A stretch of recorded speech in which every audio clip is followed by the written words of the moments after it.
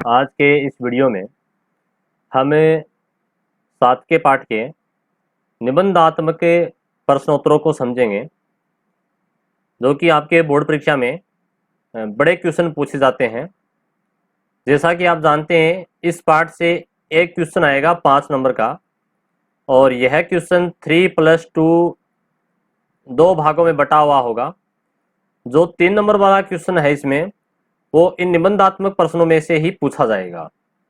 तो आपको आपकी पाठ्य पुस्तक में जो 4 ऑब्जेक्टिव टाइप के क्वेश्चन दिए गए हैं, क्वेश्चन नंबर 26 से लेकर के 27, 28 और 29 तक, इन चारों क्वेश्चनों को समझना है। और आपकी जो नोटबुक है उसमें आपको साथ साथ नोट करना है। मैं आपको ये बता दूंगा कि कौन से प्रश्न का आंसर आपको कहाँ है, आपकी पुस्तक में कहाँ पर है, और उसका आंसर आपको किस प्रकार से लिखना है। ठीक है, तो चलिए अपन शुरुआत करते हैं क्वेश्चन नंबर 26 से। मेंडलीफ की आवर्त सारणी के गुण एवं दोषों को सूचीबद्ध करें। सूचीबद्ध का मतलब है हमें पॉइंट बना करके लिखना है एक प्रकार से। ठीक है, देखिए क्वेश्चन को पहले आपको समझना जरूरी है कि क्या पूछ रहा है क्वेश्चन के अंदर। तो क्वेश्चन ये है कि मेंडलीफ की आवर्त सारणी। मेंडलीफ एक वैज्ञानिक हुए हैं जिन्होंने आवर्त सारणी बनाई, तत्वों का वर्गीकरण किया, तत्वों को उनके गुणों के आधार पर अलग अलग आवर्त में और वर्गों में रखा। तो जो मेंडलीफ की जो आवर्त सारणी थी उसके क्या क्या गुण हैं और उस सारणी की क्या कमियां हैं या दोष हैं, दोष बोल दो या कमी बोल दो, एक ही बात है। तो आवर्त सारणी जो मेंडलीफ के द्वारा बनाई गई आवर्त सारणी है, उसके विशेषताएं या गुण पहले तो अपन वो लिखेंगे, और फिर इस आवर्त सारणी में क्या कमियां रह गई, क्या दोष रहे, वो लिखेंगे, और ये हम पॉइंट बना करके लिखेंगे। तो आपकी जो पाठ्य पुस्तक है उसमें देखें अपन, यहाँ देखिएगा आपको ये पॉइंट निकालना है। और मेंडलीफ की आवर्त सारणी, यह हेडिंग जो आपको दिख रही है, आपको इसी प्रकार से अपने आंसर लिखते समय हेडिंग डालनी है, मेंडलीफ की आवर्त सारणी। ठीक है ना, उसके आगे इस प्रकार से सिंबल लगा करके उसके नीचे से आपको लिखना है। तो पहले अपन इसके बात कर रहे हैं इनके गुणों की। देखिएगा यहाँ पर पहले इसमें गुण पूछ रहा है ना, ये रहा गुण। ठीक है ना, तो मेंडलीफ की आवर्त सारणी के गुण लिखेंगे पहले अपन, क्या क्या गुण है या क्या क्या विशेषताएं हैं। तो इसके लिए आपकी पाठ्य पुस्तक में जो दिए गए पॉइंट हैं, मुख्यतः 3 पॉइंट हैं। तो आपको भी 3 पॉइंट बनाने हैं। अगर आप इस प्रश्न का उत्तर पॉइंट बना करके दोगे तो आपके पूरे अंक आएंगे, अच्छे अंक आप प्राप्त कर पाओगे, अच्छे अंक ले पाओगे बोर्ड परीक्षा में। तो आपको जो पहला जो इसका आवर्त सारणी का जो गुण है या विशेषता है, वो आपको यहां से लिखनी है।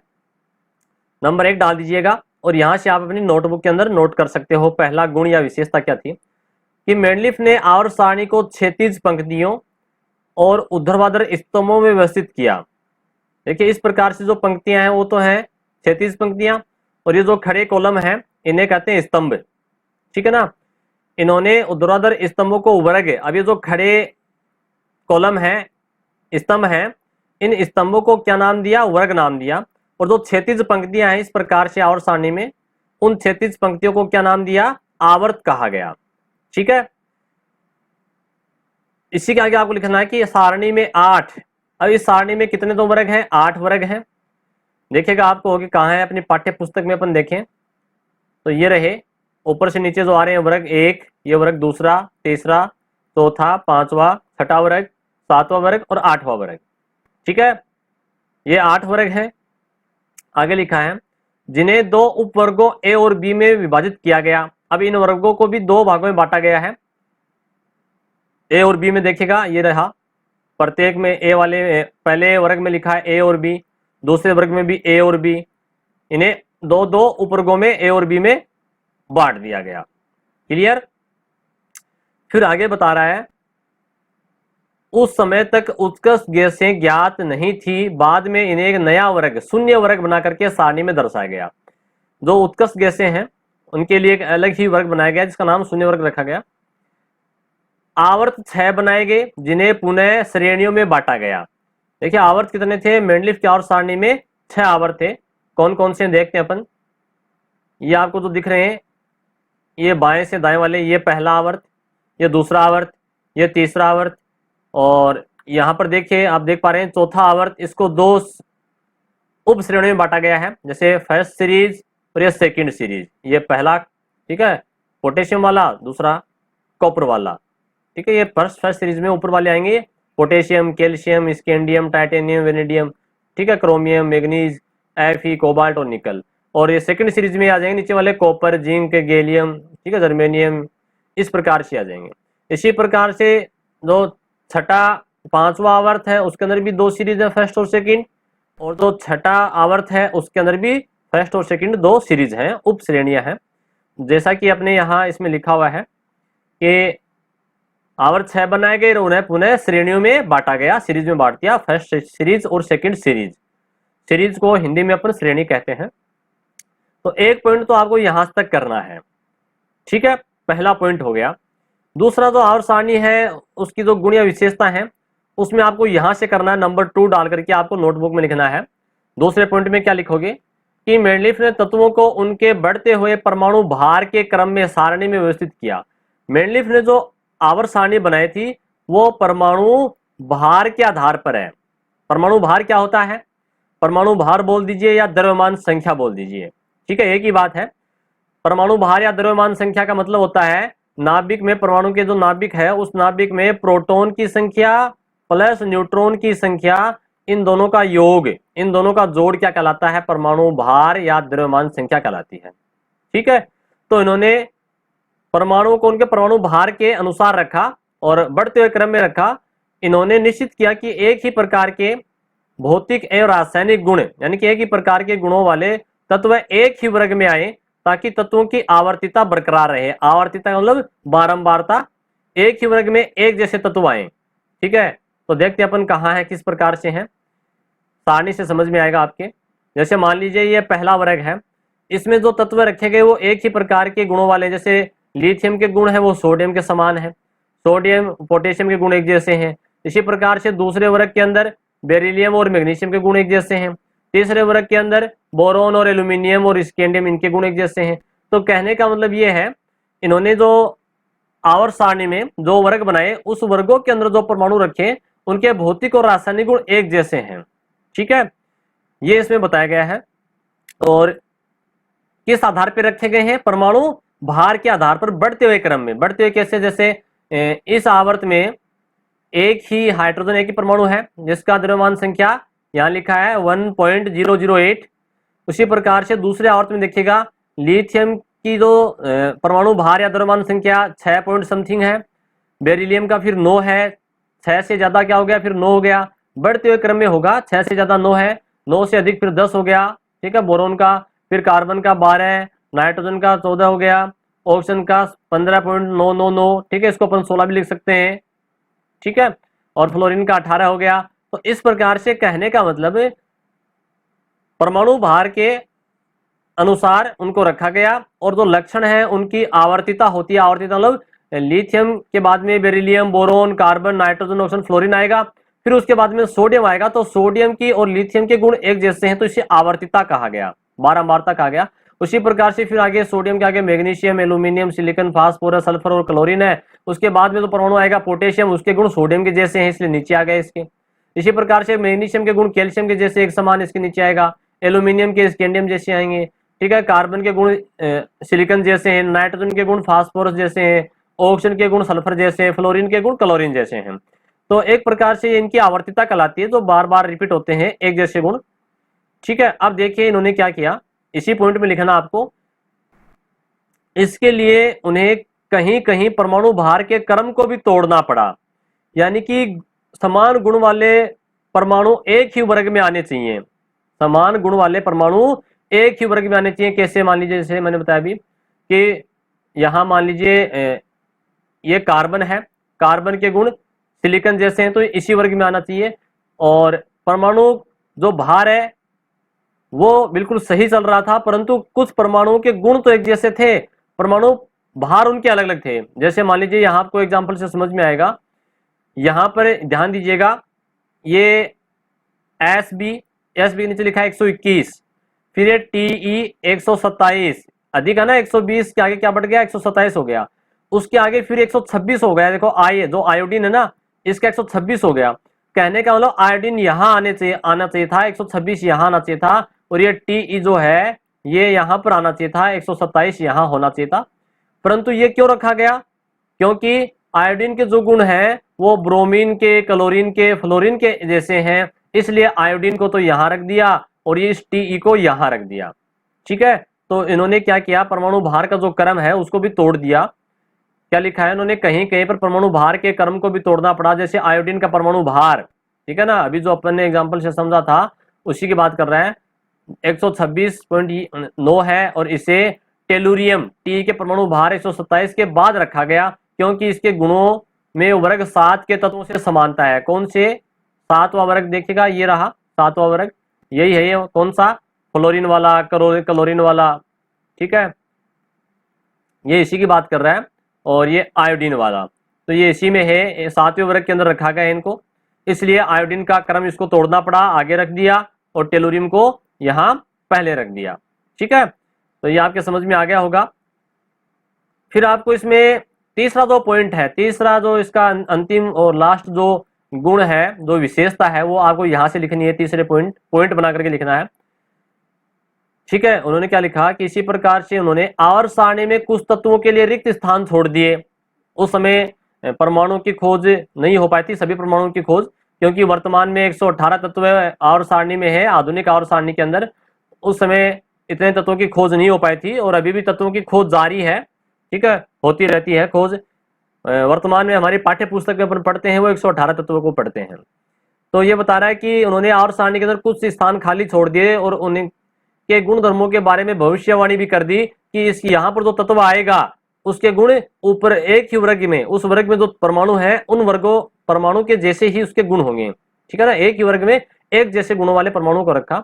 तो उन्होंने जो खाली जगह छोड़ी थी उनके नाम रख दिए, काल्पनिक नाम दे दिए पहले ही कि यहाँ पर ही आएगा, क्योंकि बोरोन वाले वर्ग में अगर कोई परमाणु है तो उसका नाम दे दिया गया, नीचे जगह खाली छोड़ दी और वहां नाम दे दिया एका बोरोन। ठीक है, इसी प्रकार से एल्यूमिनियम वाला जो वर्ग है उसमें खाली जगह छोड़ दी गई और कहा गया कि वहां पर एका एल्यूमिनियम आएगा, और सिलिकॉन वाले के लिए जगह छोड़ दी और कहा वहां एका सिलिकॉन आएगा। देखिए कैसे इस प्रकार से अपन समझे इसको, ये रहा बोरोन। ठीक है ना, तो यहाँ ये कॉलम खाली छोड़ दिया, उस समय स्कैंडियम की और गैलियम की खोज नहीं हुई थी, इसलिए यहाँ पर नाम क्या दे दिया, एका बोरोन, यहाँ नाम दे दिया एका बोरोन। यहाँ गैलियम की जगह खाली छोड़ दी गई और यहाँ नाम दे दिया एका एल्यूमिनियम। ठीक है ना, तो ये इसकी बात कर रहा है। इसी प्रकार से आगे लिखा है कि एका सिलिकॉन। ठीक है, तो एका सिलिकॉन कहाँ आएगा, ये रहा अपना सिलिकॉन के नीचे ये जर्मेनियम जो है। ठीक है, इसी जगह खाली छोड़ दी जर्मेनियम की, तो यहाँ लिख दिया एका सिलिकॉन। उसके बाद में जर्मेनियम की खोज हो गई, इसलिए उसका नाम जर्मेनियम रख दिया।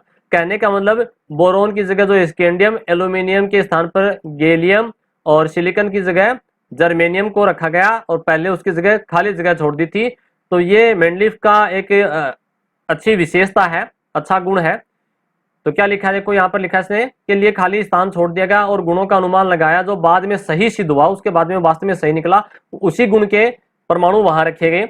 उन्होंने बाद में क्रमशः स्कैंडियम, देखो किसकी जगह क्रमशः, मतलब जो एका बोरोन रखा था उसकी जगह स्कैंडियम आ गया, एका एल्यूमिनियम का नाम रखा था उसकी जगह गैलियम आ गया, और एका सिलिकॉन जिसका नाम रखा था उसकी जगह जर्मेनियम आ गया। ठीक है, जो जगह अभी अपने आवर्त सारणी में देख के बताया था कि एका बोरोन के लिए जगह खाली छोड़ दी, जो बोरोन के नीचे था इसलिए नाम रखा एका बोरोन, तो उसकी जगह तो आ गया स्कैंडियम, एका एल्यूमिनियम की जगह आ गया गैलियम, और एका सिलिकॉन की जगह आ गया जर्मेनियम, इनको रखा गया। इस प्रकार से ये तो थे मेंडलीफ की आवर्त सारणी के गुण या विशेषताएं। दूसरा जो इस प्रश्न था अपना इसी में, वो प्रश्न था कि दोष, अपन को यहाँ इसके दोष लिखने या कमियां लिखनी है। ठीक है, तो मेंडलीफ की आवर्त सारणी में जो कमियां रह गई थी उसके 4 पॉइंट हैं, ये 4 पॉइंट आपको लिखने हैं जो आपकी पाठ्य पुस्तक में दिए गए हैं, अपन इनको समझेंगे। पहली जो कमी थी वो थी कुछ स्थानों पर परमाणु भार के बढ़ते क्रम का पालन नहीं किया गया। नहीं किया गया ना, देखिए अभी जो अपन ने बात की थी किसकी, अपने यहाँ पर ये आयोडीन की, ठीक है ना, और टेलुरियम की। मेंडलीफ ने क्या बताया कि परमाणुओं को उनके बढ़ते हुए परमाणु भार के क्रम में रखा गया, 107, 112, 114, 118, 121, 127 और 126। ये कम हो गया 126, तो यहाँ अधिक वाला आना चाहिए था, ये यहाँ आना चाहिए था, टेलुरियम और आयोडीन यहाँ होना चाहिए था। तो इन्होंने ये कमियां छोड़ दी, ये इसमें कमी रह गई। उनको उन्होंने परमाणु भार के क्रम का पालन नहीं किया। दूसरी जो कमी थी वो थी कुछ समान गुणों वाले तत्व अलग अलग वर्ग में तथा असमान गुणों वाले तत्व एक ही वर्ग में रख दिए। ठीक है, वैसे तो मेंडलीफ ने पूरा प्रयास किया था कि एक वर्ग के अंदर एक वर्ग में एक ही गुणों वाले परमाणु आए, परंतु कुछ परमाणुओं के अंदर उनके गुण नहीं थे, उनके एक जैसे गुण नहीं थे, फिर भी उनको एक ही वर्ग में रख दिया। ये उसकी दूसरी कमी थी। ठीक है, और जो तीसरी जो कमी है वो है हाइड्रोजन को निश्चित स्थान नहीं दिया गया।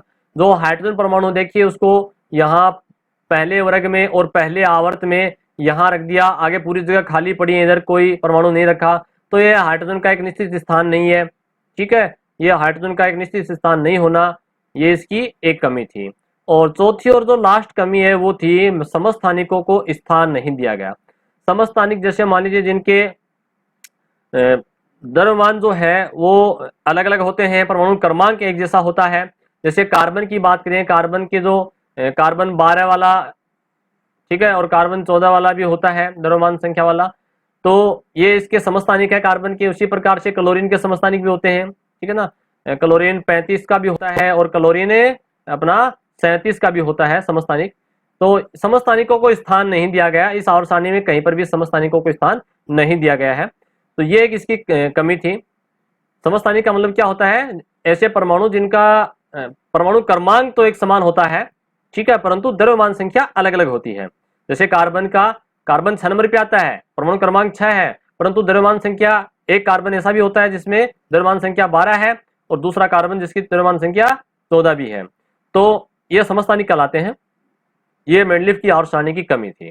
तो इस प्रकार से आपको इस 26 के क्वेश्चन में मेंडलीफ के आवर्त सारणी के गुण और दोष लिखने हैं, पॉइंट बना करके लिखने हैं। चलिए फिर अपन चलते हैं अगले क्वेश्चन पे, क्वेश्चन नंबर 27, और इसमें 3 ही पॉइंट है और ये 3 नंबर का बड़ा जो क्वेश्चन है वो बन सकता है। तीनों पॉइंट आपके एक एक नंबर के आ सकते हैं। क्वेश्चन क्या पूछा जा रहा है, तत्वों के निम्नलिखित गुण आवर्त सारणी में किस प्रकार आवर्तिता दर्शाते हैं। आवर्तिता का मतलब यानी कि किस प्रकार से बदलते हैं, परिवर्तित होते हैं, या एक रूपता दर्शाते हैं, समानता दर्शाते हैं। तो ये यहाँ जो तत्व यानी कि जो परमाणु है 118 तत्व हैं उनकी बात कर रहा है। तो उनके जो गुण हैं, गुणों में कौन कौन से गुण आएंगे, भौतिक गुण और रासायनिक गुण, दोनों गुणों की बात कर रहा है। ठीक है, भौतिक गुण का मतलब जैसे पदार्थ की अवस्था है, ठीक है ना, उसका रंग रूप आकार आकृति, उसके विद्युत चालकता, उष्मा की चालकता, ठीक है, ये सारे भौतिक गुणों में आते हैं। और रासायनिक गुणों में आते हैं उसके रासायनिक परिवर्तन, रासायनिक अभिक्रियाएं, वो सारे रासायनिक गुणों में आते हैं। और इलेक्ट्रॉन का आदान प्रदान, ठीक है ना, वो सारे रासायनिक गुण हैं। तो यहाँ पर अपन बात कर रहे हैं कि जो तत्व के जो गुण हैं वो आवर्त सारणी में, अब ये आवर्त सारणी कौन सी है, ये आधुनिक आवर्त सारणी है। अगर आपके बोर्ड परीक्षा में केवल आवर्त सारणी का नाम लिखा हुआ आता है तो उसका वो बात कर रहा है किसकी, आधुनिक आवर्त सारणी की बात कर रहा है, जो कि मोजले के द्वारा दी गई है। ठीक है, तो आधुनिक आवर्त सारणी के अंदर जो तत्व हैं उनमें किस प्रकार से परमाणु त्रिज्या परिवर्तित होती है, किस प्रकार से आयनन एंथैल्पी परिवर्तित होती है, बदलती है, और किस प्रकार से विद्युत ऋणता परिवर्तित होती है। तो ये सारी बात अपन करेंगे। तो पहले पॉइंट को देखेंगे, परमाणु त्रिज्या। देखो त्रिज्या क्या होती है, जैसे मान लीजिए जिस प्रकार से गणित में आप वृत्त पढ़ते हो, वृत्त का ये केंद्र है, केंद्र से ये परिधि की दूरी जो है वो त्रिज्या कहलाती है, उसकी आर, ठीक है, रेडियस या त्रिज्या कहलाती है। तो यहाँ पर उसी प्रकार से परमाणु का आकार भी ऐसा होता है, और परमाणु का जो बीच में नाभिक है उस नाभिक से और बाह्य कक्षा, जैसे पहली कक्षा है, परमाणु में अलग अलग कक्षा होती है, दूसरी कक्षा है, फिर ये तीसरी कक्षा है, तो नाभिक से जो बाहर वाली कक्षा, सबसे बाह्यतम, सबसे बाहर वाली जो कक्षा है उसके बीच की दूरी जो होती है वो उसकी परमाणु त्रिज्या कहलाती है। ठीक है, और यहाँ पर अपन बात करेंगे कि आवर्त सारणी के अंदर किस प्रकार से परमाणु त्रिज्या जो है वो परिवर्तित होती है या बदलती है। तो उसके लिए मैं आपको ले चलता हूँ आधुनिक आवर्त सारणी में। तो ये आधुनिक आवर्त सारणी आपकी पाठ्य पुस्तक में ये जो बनी हुई है ना आधुनिक आवर्त सारणी, ये इसकी बात कर रहा है। और आधुनिक आवर्त सारणी में जो गुण है उस गुणों में पहला पॉइंट ये रहा, देखो आपकी किताब में, परमाणु त्रिज्या। ठीक है, तो परमाणु त्रिज्या के लिए अपन जो बात करेंगे, देखो आवर्त सारणी में दो चीजों की बातें होगी। एक तो वर्ग में कैसे बदलाव आएगा, वर्ग में यानी कि ऊपर से नीचे आते हैं वर्ग में, तब किस प्रकार से त्रिज्या बदलेगी, और एक आवर्त में अपन बाएं से दाएं चलेंगे तो किस प्रकार से त्रिज्या बदलेगी। ठीक है, तो यहां अपन बात कर रहे हैं, पहले आवर्त की बात कर रहे हैं, तो आपको इसका आंसर यहां से लिखना है, परमाणु त्रिज्या हेडिंग डाल करके यहां से लिखना है। 2 पॉइंट लिखेंगे, पहले आवर्त की बात करेंगे फिर वर्ग की बात करेंगे। आवर्त किधर से किधर चलते हैं? आवर्त में बाएं से दाएं जाने पर, ठीक है, आवर्त में किधर से किधर जाएंगे? बाएं से दाएं। देखिए आवर्त सारणी आपको अपन यहां देखें, इसको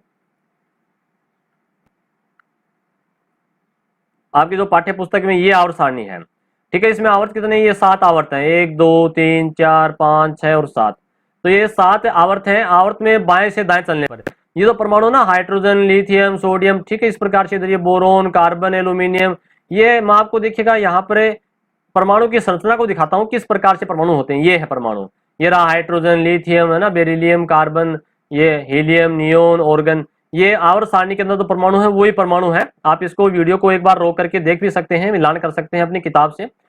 तो अगर आपको इस प्रकार से डायग्राम आपके दिमाग में है, अगर ये चित्र आपके मस्तिष्क में बना रहेगा तो आपका आंसर गलत नहीं होगा। तो देखिए ये आवर्त में बात कर रहा है बाएं से दाएं चलने पर, इधर से इधर चलने पर, ठीक है ना, एक ही आवर्त में बाएं से दाएं चलने पर। तो क्या क्या पॉइंट था, उस पॉइंट को देखिएगा। एक ही आवर्त में बाएं से दाएं जाने पर परमाणु क्रमांक बढ़ता है। क्रमांक यानी कि परमाणु की संख्या, जैसे लिथियम 3 नंबर पे आता है, बेरिलियम 4 पे आता है, बोरोन 5 पे, कार्बन 6 पे, है ना, नाइट्रोजन 7 पे, ऑक्सीजन 8 पे। तो इस प्रकार से इधर चलने पर परमाणु क्रमांक बढ़ता है। और परमाणु क्रमांक होता क्या है? परमाणु क्रमांक प्रत्येक परमाणु के बीच में जो नाभिक है उस नाभिक में प्रोटॉन की संख्या ही परमाणु क्रमांक होती है।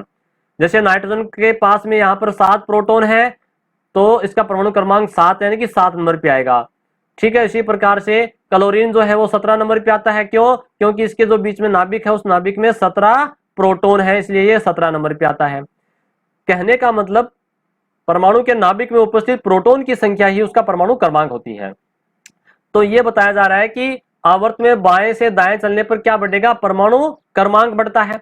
कहने का मतलब प्रोटॉन की संख्या बढ़ती है। लिथियम के पास 3 प्रोटॉन है, बेरिलियम के पास 4 प्रोटॉन है, बोरोन के पास 5 है, कार्बन के पास 6 प्रोटॉन है, ठीक है।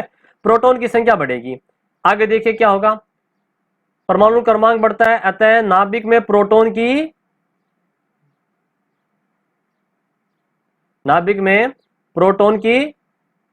संख्या बढ़ती है, ठीक है। नाभिक में प्रोटॉन की संख्या बढ़ती है। इस कारण बाह्यतम कोश में उपस्थित इलेक्ट्रॉन पर अधिक नाभिक के आकर्षण बल लगेगा, इसलिए परमाणु त्रिज्या का मान घटता है। देखो बाहर वाला जो कक्षा में इलेक्ट्रॉन भी बढ़ेगा। क्यों बढ़ेगा इलेक्ट्रॉन? दोनों बातों को समझिए। लिथियम के पास नाभिक में कितने प्रोटॉन है? 3 प्रोटॉन है। और इसकी कक्षा में इलेक्ट्रॉन कितने? 3। ये रहा एक इलेक्ट्रॉन, दूसरा इलेक्ट्रॉन और ये तीसरा इलेक्ट्रॉन, 3 इलेक्ट्रॉन है। परंतु बेरिलियम के पास नाभिक में 4 प्रोटॉन हो गए और कक्षा में 4 इलेक्ट्रॉन हो गए, 1 2 3 और 4।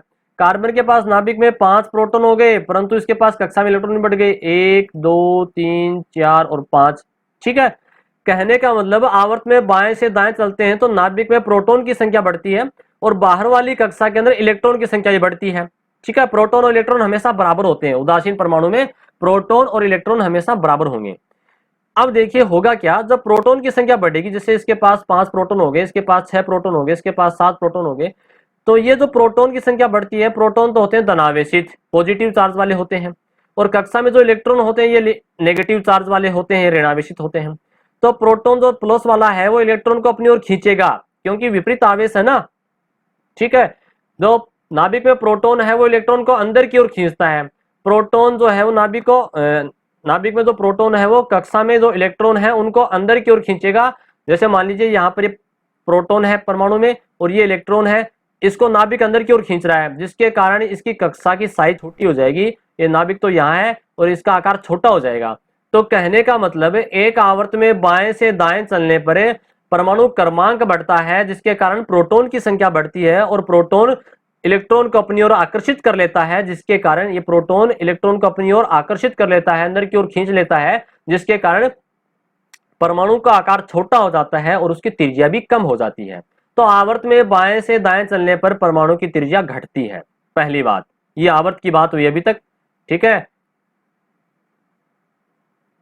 परमाणु त्रिज्या का मान घटता है, ठीक है, क्लियर। अब बात करेंगे अपन वर्ग की बात। वर्ग की बात करेंगे तो देखिए वर्ग में यहां लिखा है, यहां से करना है वर्ग का आंसर आपको। एक ही वर्ग में ऊपर से नीचे जाने पर, वर्ग में कहां से कहां जाएंगे? ऊपर से नीचे, 18 वर्ग है ना, ऊपर से नीचे जाने पर परमाणु क्रमांक बढ़ता है, ठीक है। ऊपर से नीचे परमाणु क्रमांक तो बढ़ेगा ही बढ़ेगा, साथ ही कोष की संख्या ही बढ़ती है, यानी कि एक कक्षा बढ़ जाती है। कैसे?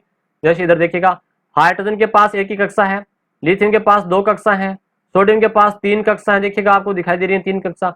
इसके नीचे क्या है, पोटेशियम है, पोटेशियम के पास 4 कक्षा मिलेंगी, चौथा आवर्त है ये, ठीक है।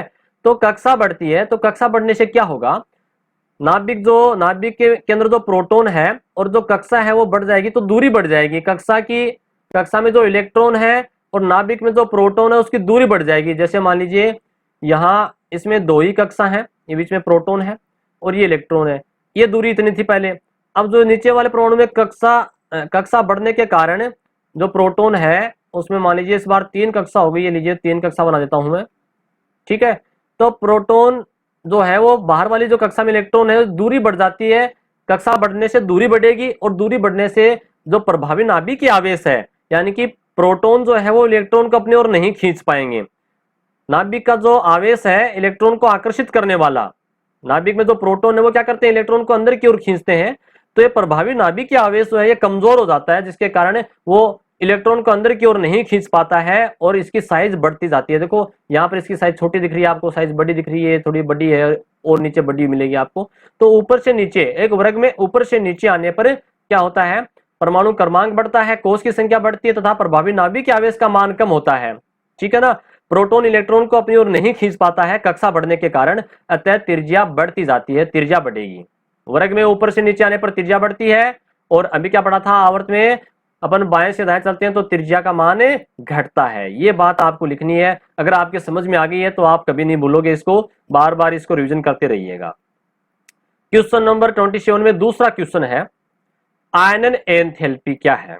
पहले आयनन एंथैल्पी को समझेंगे, उसके बाद में अपन आवर्त सारणी में दोनों बातें देखेंगे कि वर्ग में ऊपर से नीचे आते हैं तो क्या फर्क पड़ता है और आवर्त में बाएं से दाएं चलते हैं तो आयनन एंथैल्पी किस प्रकार से बदलती है, परिवर्तित होती है, यानी कि घटती है या बढ़ती है। तो चलिए अपन आपको पाठ्य पुस्तक में लिए चलते हैं। आपकी जो किताब है उस किताब में आयनन एंथैल्पी जो है उसका टॉपिक दिया गया है, ये रहा आयनन एंथैल्पी।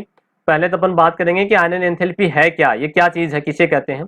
देखिए समझिएगा, परमाणु की संरचना इस प्रकार से होती है, नाभिक है बीच में और यहाँ मैंने बना दी इसके अंदर पहली कक्षा और ये बाहर दूसरी कक्षा बनी हुई है।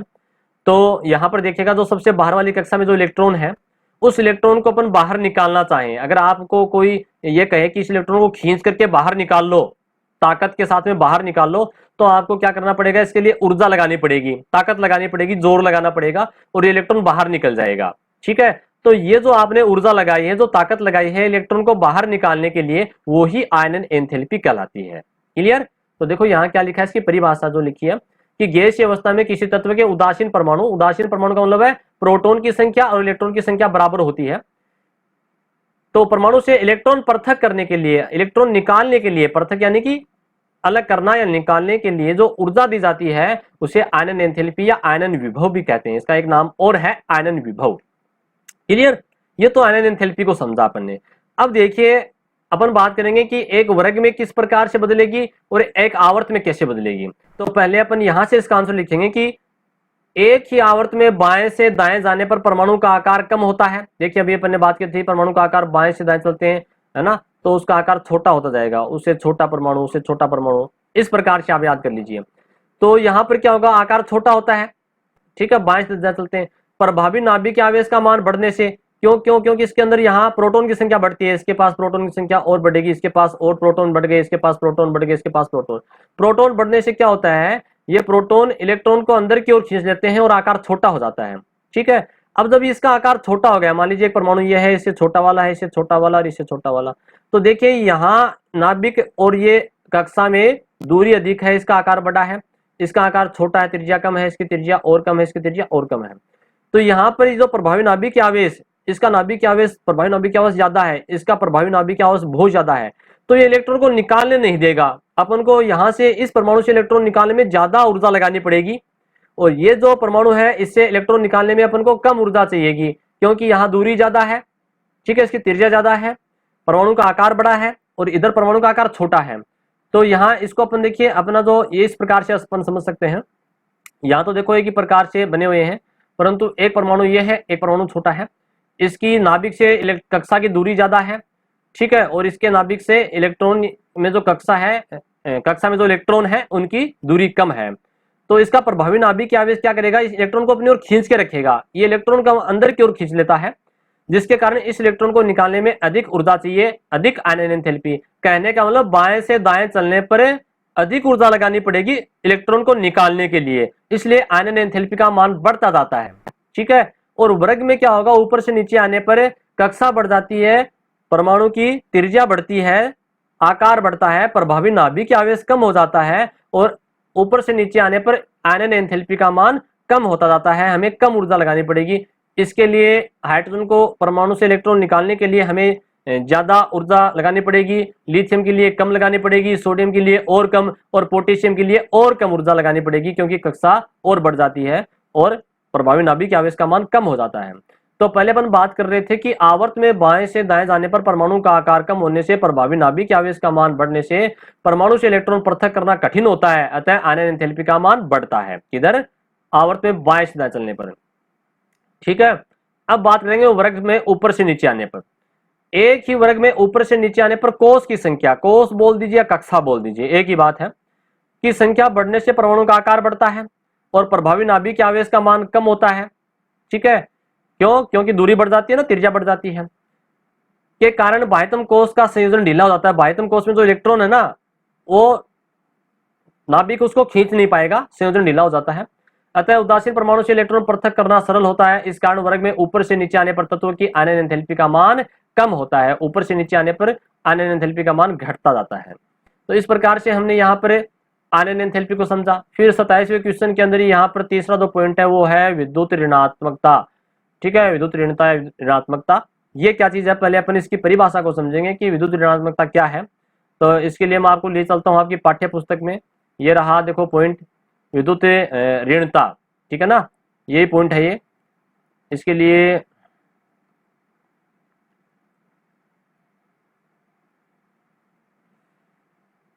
हाँ, यहां से देखिएगा आप, विद्युत ऋणता क्या चीज है। सहसंयोजक यौगिकों में, सहसंयोजक यौगिक कौन से होते हैं, जिनमें इलेक्ट्रॉन आपस में एक दूसरे से साझा करते हैं। ठीक है ना, जैसे हाइड्रोजन परमाणु आपस में इलेक्ट्रॉन एक दूसरे को साझा करेंगे, इलेक्ट्रॉन का आदान प्रदान नहीं करते, साझा करते हैं, ये सहसंयोजक यौगिक हैं। ठीक है, में दो असमान परमाणु, अब असमान की बात कर रहा है तो यहाँ अलग अलग, जैसे मान लीजिए कार्बन के साथ में हाइड्रोजन जुड़े हुए हैं 4, तो मेथेन बन गया। ठीक है, कार्बन के साथ में अलग अलग हो गए ना, ये कार्बन अलग है और हाइड्रोजन अलग है, तो अलग अलग प्रकार के हो गए असमान परमाणुओं के मध्य बने हुए रासायनिक बंध, यानी कि कार्बन और इस हाइड्रोजन के बीच में जो बंध बना है यह सहसंयोजक बंध कहलाएगा। ठीक है, क्योंकि यहाँ पर इलेक्ट्रॉन आपस में साझा करते हैं। इलेक्ट्रॉन को परमाणु द्वारा अपनी ओर आकर्षित करने के गुण को विद्युत ऋणता कहते हैं, यानी कि ये जो कार्बन और हाइड्रोजन आपस में सहसंयोजक बंध द्वारा जुड़े हुए हैं और एक दूसरे को आकर्षित करते हैं। जैसे मान लीजिए यहाँ कार्बन जो है वो क्लोरीन के साथ जुड़ा हुआ है। ठीक है, तो यहाँ पर ये कार्बन और ये क्लोरीन अलग अलग है और परमाणु है, यानी कि असमान परमाणु है और सहसंयोजक बंध द्वारा जुड़े हुए हैं। तो कहने का मतलब इन दोनों के बीच में जो आकर्षण है, इलेक्ट्रॉन को एक दूसरे को खींचते हैं, क्लोरीन जो कार्बन के इलेक्ट्रॉन को खींचता है और कार्बन क्लोरीन के इलेक्ट्रॉन को खींचता है, इसे ही आकर्षित करने के गुण को ही विद्युत ऋणता कहते हैं। ठीक है, तत्वों के अब देखो इसमें क्या है, इसमें भी वही पढ़ेंगे कि आवर्त में बाएं से दाएं जाने पर परमाणु का आकार छोटा होता है, बाएं से दाएं चलने पर परमाणु का आकार, आप ये चित्र याद रखिएगा, छोटा होता ना, और वर्ग में ऊपर से नीचे आते हैं तो परमाणु का आकार बड़ा होता है। ठीक है, इस प्रकार से आप चित्र बना लीजिएगा। तो आवर्त में बाएं से दाएं चलने पर परमाणु का आकार छोटा होने के कारण तत्वों की विद्युत ऋणता बढ़ती है। ठीक है, आकार छोटा जाता है तो इलेक्ट्रॉन को आकर्षित करने की क्षमता बढ़ जाती है, इसके कारण विद्युत ऋणता बढ़ती है। और एक ही वर्ग में ऊपर से नीचे आने पर परमाणु का आकार बढ़ता है, ऊपर से नीचे आते हैं तो परमाणु का आकार बढ़ता है, उसके कारण विद्युत ऋणता का मान घटता है, क्योंकि वो जो इलेक्ट्रॉन को ग्रहण करने की क्षमता जो है, अपनी ओर खींचने की क्षमता कम हो जाती है, विद्युत ऋणता का मान घटता है। सर्वाधिक जो विद्युत ऋणता है वो फ्लोरीन की होती है, पूरी जो आवर्त सारणी है उसके अंदर सबसे ज्यादा विद्युत ऋणता किसकी है, फ्लोरीन की है। ठीक है, चलिए फिर अपन चलते हैं क्वेश्चन नंबर 28, इस पार्ट का जो सेकंड लास्ट क्वेश्चन है। आधुनिक आवर्त सारणी के द्वारा तत्वों के वर्गीकरण को समझाइए। जो आधुनिक आवर्त सारणी मोजले के द्वारा दी गई है उसमें जो तत्व हैं, तो 18 तत्व हैं, उनका वर्गीकरण किस प्रकार से किया गया है, यानी कि उन 118 तत्वों को कहाँ कहाँ कैसे कैसे रखा गया है। तो ये आपको पता है कि आधुनिक आवर्त सारणी जो कि मोजले के द्वारा दी गई है उसमें जो 18 तो वर्ग है। ठीक है, अपन बात करें देखिएगा आधुनिक आवर्त सारणी की, तो मैं आपको लिए चलता हूँ आधुनिक आवर्त सारणी वाले पेज पर।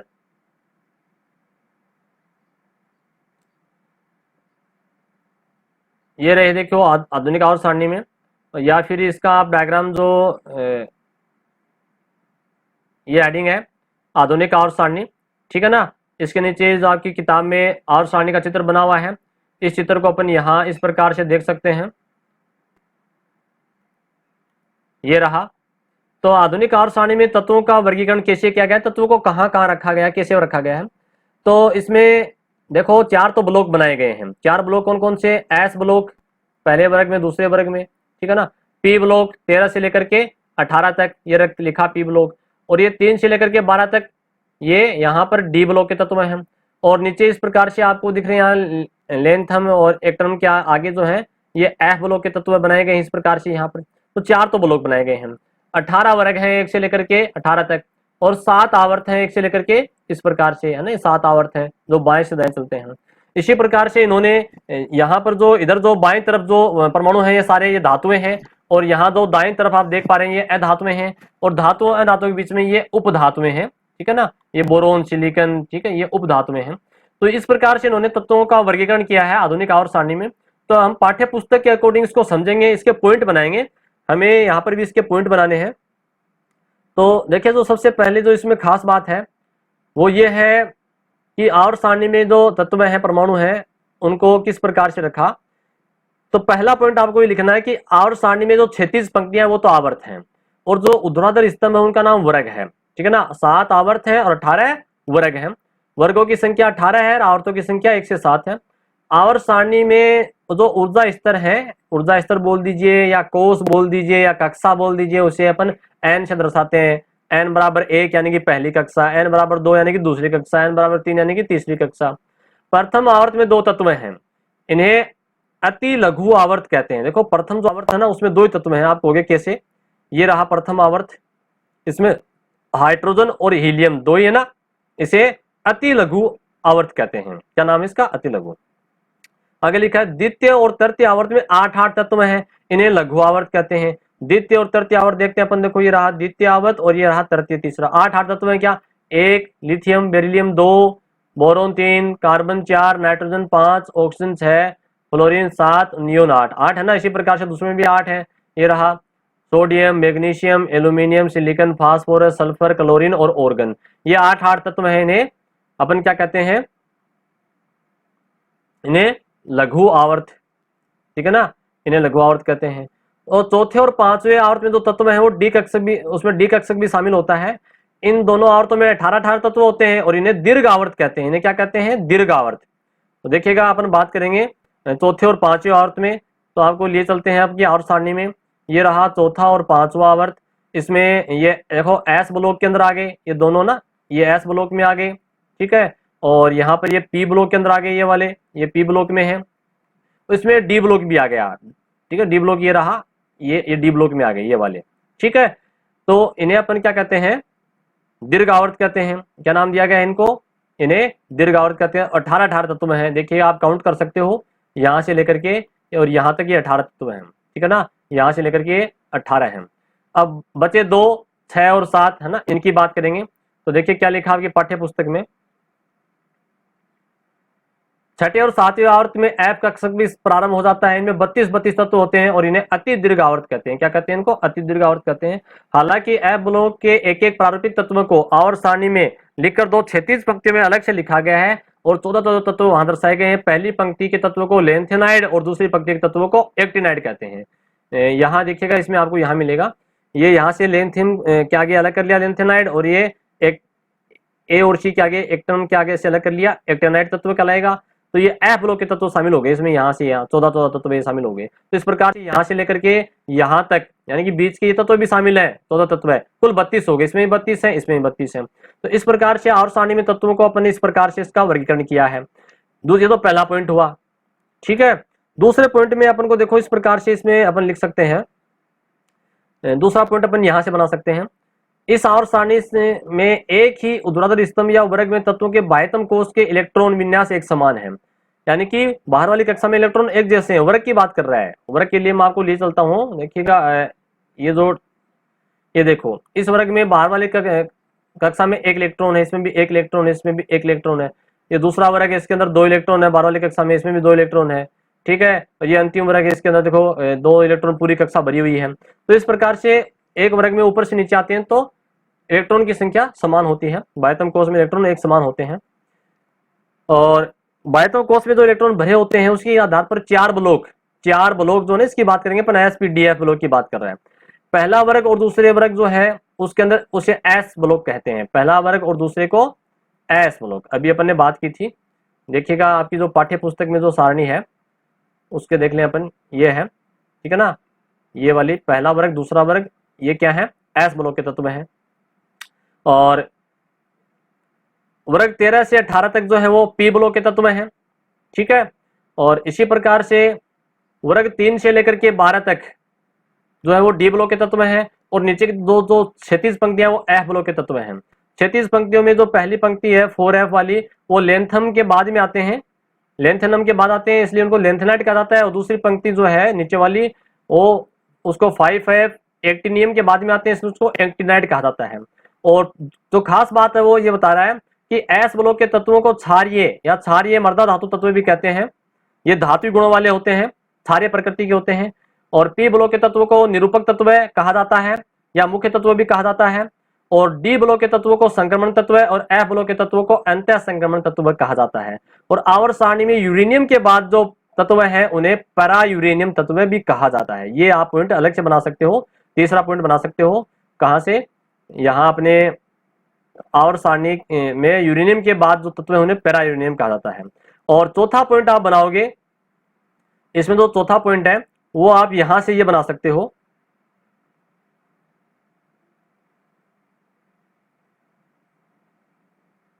ये रहा चौथा पॉइंट यहां से। इस प्रकार इस आवर्त सारणी में बाएं और जो है वो तो धातुएं होती हैं और दाहिनी ओर क्या होती हैं, अधात्विक तत्व होते हैं। और इनके बीच में जो टेढ़ी मेढ़ी रेखा है उसके ऊपर ये इसमें उपधातुएं होती हैं। तो ये कहने का मतलब ये है कि यहाँ पर इसमें धातु अधातु और जो उपधातु हैं उनके बारे में बताया गया है। तो इस प्रकार से हमने ये जो प्रश्न था अपना क्वेश्चन नंबर जो 28 है उसको समझा कि आधुनिक आवर्त सारणी के अंदर जो है वो तत्वों का वर्गीकरण किस प्रकार से किया गया है। और पाठ का जो अंतिम क्वेश्चन है वो है अपना रदरफोर्ड के सवर्ण पत्र प्रयोग का वर्णन करें। देखो इस क्वेश्चन को समझिएगा, इसमें 3 पॉइंट हैं, 3 बातें हैं, 3 नंबर का एक क्वेश्चन बन सकता है। बहुत इंपॉर्टेंट क्वेश्चन है, वेरी वेरी इंपॉर्टेंट है, आप इसको नोट कर लीजिएगा। ये क्वेश्चन एग्जाम की दृष्टि से बहुत इंपॉर्टेंट है। और आपको करना क्या है, इसके अंदर 3 बातें हैं। पहला तो है रदरफोर्ड का जो सवर्ण पत्र प्रयोग है उस प्रयोग का वर्णन करना है, ठीक है। उसने कैसे प्रयोग किया, क्या लिया उसने, किस प्रकार से उपकरण लिया, कैसे प्रयोग किया, और इस प्रयोग के परिणाम, दूसरा पॉइंट बनाना परिणाम का, इससे क्या परिणाम निकाले। और तीसरा पॉइंट है निकाले गए निष्कर्ष, क्या निष्कर्ष, किस निष्कर्ष पे पहुंचे रदरफोर्ड। रदरफोर्ड वैज्ञानिक है तो इनके बारे में अपन को लिखना है कि इन्होंने किस किस प्रकार से परमाणुओं की जो संरचना को समझाने के लिए प्रयोग किया, ठीक है। तो चलिए अपन लिए चलते हैं आपको अपनी जो पाठ्य पुस्तक है उस पाठ्य पुस्तक के अंदर परमाणु सिद्धांत को समझाने के लिए 4 वैज्ञानिक अपने सिलेबस में है। पहले वैज्ञानिक जो है वो तो अपने हैं डॉल्टन, ठीक है, ये रहे डॉल्टन। दूसरे वैज्ञानिक थॉमसन है। तीसरे वैज्ञानिक जो है वो है अपने रदरफोर्ड। तो देखिए रदरफोर्ड के प्रयोग में, इसका नाम है रदरफोर्ड का सवर्ण पत्र। सवर्ण पत्र यानी कि सोना, सोना आप जानते हैं ना, गोल्ड या सोना जो होता है उसका एक कागज बनाया, सोने की एक पतली पन्नी बनाई, ठीक है। और पत्थर यानी कागज के जैसा एक बिल्कुल पतला कागज बनाया और उसके ऊपर अल्फा किरण डाली, ठीक है, अल्फा किरण डाली। तो उन्होंने देखा कि कुछ किरणें जो हैं, जैसे मान लीजिए ये सोने का जो सोना जो धातु है, गोल्ड है, ठीक है, धातु होता है, उसका एक परमाणु है ये परमाणु। और इस परमाणु के ऊपर उन्होंने अल्फा किरणें डाली थी।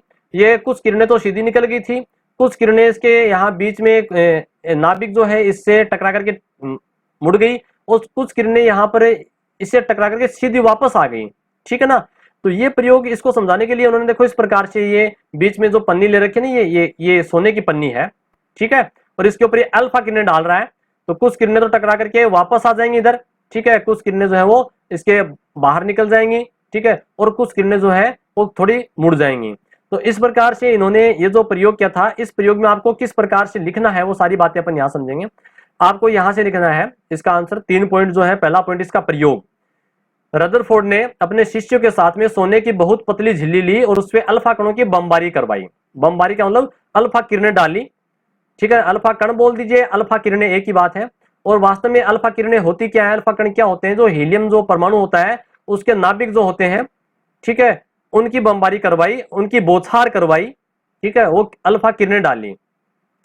झिल्ली के चारों तरफ जिंक सल्फाइड से लेपित एक वर्ताकार पर्दा लगा दिया। देखो झिल्ली के चारों तरफ जो सोने की जो झिल्ली है ना, उसके चारों तरफ उस जिंक सल्फाइड के एक वर्ताकार पर्दा लगा दिया। कहां लगा दिया, ये तो दिख रहा है आपको, ये गोल, ये जिंक सल्फाइड का बना हुआ एक पर्दा है, ताकि जो अल्फा जो कण या किरणें इस सोने की पन्नी से टकराएंगे या इससे बाहर निकलेंगे तो वो एक चमक उत्पन्न करेंगे। एक चमक उत्पन्न होगी तो उससे अपन को पता चल जाएगा, ठीक है, कितने कण इससे निकल गए, कितने कण मुड़ रहे हैं, कितने कण वापस आ गए टकरा करके, ठीक है, कितने कण तो सीधे निकल गए। अपन को सीधा चमक उत्पन्न करने के कारण चमक उत्पन्न होगी, एक प्रतिदीप्ति यानी कि उजाला होगा, रोशनी होगी, जिससे पता चल जाएगा कि कितने अल्फा कण बाहर निकल गए, कितने मुड़ गए और कितने वापस आ गए, ठीक है। आगे लिखा है, जिससे के बाद अल्फा कण इस पर्दे से टकराकर एक फ्लैश यानी कि स्फुरदीप्ति, एक रोशनी उत्पन्न करते हैं, ठीक है। अल्फा कण की दिशा ज्ञात हो जाती है कि अल्फा कण किधर जा रहे हैं। तो आपको दोनों चित्र बनाने हैं इसमें, यह डायग्राम बनाना है और दूसरा नीचे वाला जो परमाणु वाला डायग्राम है वो भी बनाना है। देखिए इससे आपको आसानी से समझ में आ रहा है, ये अल्फा कण सीधे निकल रहे हैं, यहाँ से खाली जगह है, ठीक है, बीच में नाभिक होता है, नाभिक से कुछ कण थोड़े से टकराएंगे और मुड़ जाएंगे और कुछ कण जो है बहुत कम कण इससे टकरा करके वापस आ जाएंगे। तो अब इसने तो परिणाम निकाला, वो परिणाम क्या था, वो उस परिणाम में 3 पॉइंट हैं, ये आपको लिखने हैं। जैसा कि अपना पाठ का दूसरा जो पॉइंट था ना, ये रहा उसके परिणाम, ठीक है, ये परिणाम लिख रहे हैं अपन, तो 3 पॉइंट लिखने हैं। परिणाम यह था कि अधिकांश अल्फा कण सोने की झिल्ली से बिना विक्षेपित हुए सीधे निकल गए। विक्षेपित का मतलब बिना मुड़े हुए, ठीक है, बिना मुड़े हुए निकल गए। आप कहोगे कैसे, देखिए ये अधिकांश कण तो बिना मुड़े सीधे निकल रहे हैं ना, ऊपर निकल रहे हैं, नीचे निकल रहे हैं, अधिकांश तो सीधे निकल जाते हैं, पहली बात। दूसरा पॉइंट क्या था, बहुत कम अल्फा कण कुछ अंश कोण पे मुड़ गए, कुछ थोड़े से मुड़ गए। देखो आप देख पा रहे हो यहाँ पर, एक तो ये ऊपर इधर मुड़ रहा है, एक ये नीचे की ओर मुड़ रहा है, तो बहुत कम मुड़ते हैं, ठीक है। और तीसरे पॉइंट में बता रहा है कि 20,000 अल्फा कणों में से एक अल्फा कण या 20,000 जो किरणें डाले अपन, उसमें से केवल एक किरण जो है वो 180 डिग्री पर घूम करके वापस आ रही है। कहा, ये रहा, देखिएगा, ये अल्फा कण इधर से आती है, टकरा करके नाभिक से वापस इधर आ जाती है, ठीक है। तो ये 20,000 में से एक, ये इसका निष्कर्ष था। ये जो रदरफोर्ड ने प्रयोग किया था, सॉरी उसका परिणाम था, क्या था उसका परिणाम। परिणाम की बात होगी। अब बात करेंगे निष्कर्ष की, कि वो किस निष्कर्ष पे पहुंचे, उससे प्रयोग से जो परिणाम प्राप्त किए उससे उनको क्या निष्कर्ष निकाला, उस निष्कर्ष की बात करेंगे। तो निष्कर्ष में देखो यहां लिखा है, निम्नलिखित निष्कर्ष निकाले। उसने, रदरफोर्ड ने बताया कि परमाणु का अधिकांश भाग खोखला होता है, तभी तो किरणें निकल गई सीधी, ठीक है ना, अधिकांश भाग खोखला होता है परमाणु का। देखिए रहा, ये खोखला ना, इधर से निकल जाती है, यानी बीच में छोटा सा नाभिक होता है, बाकी ये पूरी जगह खाली होती है। तो ये निष्कर्ष निकाला एक तो, कि अधिकांश भाग कैसा होता है, खोखला होता है, इसीलिए अधिकांश अल्फा कण सीधे निकल गए। दूसरा निष्कर्ष निकाला, कुछ अल्फा कण विक्षेपित हो जाते हैं, इसलिए निश्चित है कि उन पर कोई प्रबल प्रतिकर्षण बल लगा है। कुछ कण मुड़ रहे हैं ना, देखो ये देखिए, यहाँ ये कुछ कण यहाँ इधर मुड़ गए, कुछ कण इधर मुड़ गए, इसका मतलब यहाँ पर इनके ऊपर कोई प्रतिकर्षण बल लग रहा है जो इनको धकेल रहा है, बाहर की ओर फैला रहा है, ठीक है। अतः समस्त धनावेश परमाणु के अंदर एक जगह पर केंद्रित होता है, यानी कि नाभिक में होता है। और रदरफोर्ड ने वास्तव में नाभिक की खोज की थी। रदरफोर्ड ने किसकी खोज की थी, नाभिक की खोज की थी। तीसरा जो पॉइंट है जो निष्कर्ष में, वो ये था, परमाणु में धनावेश का आयतन उसके कुल आयतन की तुलना में बहुत कम होता है। परमाणु बहुत बड़ा होता है, इस प्रकार से छोटा सा उसमें धनावेशित नाभिक होता है। इस धनावेशित आयतन को नाभिक कहा जाता है। परमाणु का व्यास है वो 10⁻⁻10 मीटर और नाभिक का जो व्यास है वो 10⁻⁻15 मीटर रखा गया, ये बताया गया रदरफोर्ड के अनुसार। तो इस प्रकार से हमने जो 29 का प्रश्न था, जो इस पाठ का अंतिम प्रश्न था, रदरफोर्ड के शरण पत्र प्रयोग का वर्णन किया। उसके लिए दोनों चित्र बनाने हैं आपको, फिर अपने परिणाम लिखे और उसके बाद में उसके जो निष्कर्ष निकाले गए उन निष्कर्ष को निकला। इस प्रकार से आपने इस पाठ के सभी जो प्रश्न उत्तर हैं वो आपने भली भांति समझे हैं। मेरे ख्याल से आपके समझ में आया होगा। अगर कहीं कोई इसमें आपका क्वेश्चन है या कोई चीज समझ में नहीं आती है तो आप वीडियो को बार बार देखिएगा, ठीक है। कमेंट बॉक्स में आप लिख सकते हो, अलग से कोई क्वेश्चन है वो आप पूछ सकते हो कमेंट बॉक्स में। और इसी के साथ में अपना चैप्टर पूरा होता है, ठीक है। धन्यवाद।